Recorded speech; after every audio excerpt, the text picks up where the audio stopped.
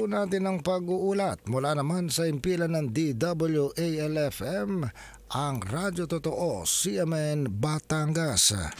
CMN Live Nationwide. Renz Belda, magandang araw sa iyo. Magandang araw Ariel, magandang umaga Pilipinas.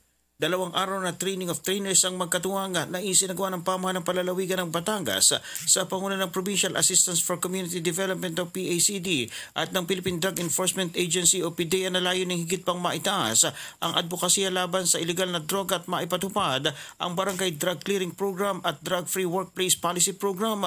Dinaluhan ito ng mga miyembro ng Provincial, City at Municipal Anti-Drug Abuse Council, City at Municipal Health Officer. Ayon kay Provincial Administrator Wilfredo Racelis, malaki ang papel na gagampanan ng bawat isa para sa epektibo at epesyenteng pagpapatupad ng mga programa tungo sa adhikaing makamit ang isang drug-free Batangas. Sa kasalukuyang datos na ibinahagi ni PDEA Batangas Provincial Officer Rachel Mission, 724 na mga barangay sa lalawigan ang naideklarang drug-cleared. Mula sa DWALFM 95.9 Radyo Totoo sa Batangas, ito si Renz Belda, nag-uulat live para sa CMN Pilipinas. CMN Live Nationwide. Maraming salamat, Renz Belda, mula po naman sa Radyo Totoo, CMN Batangas.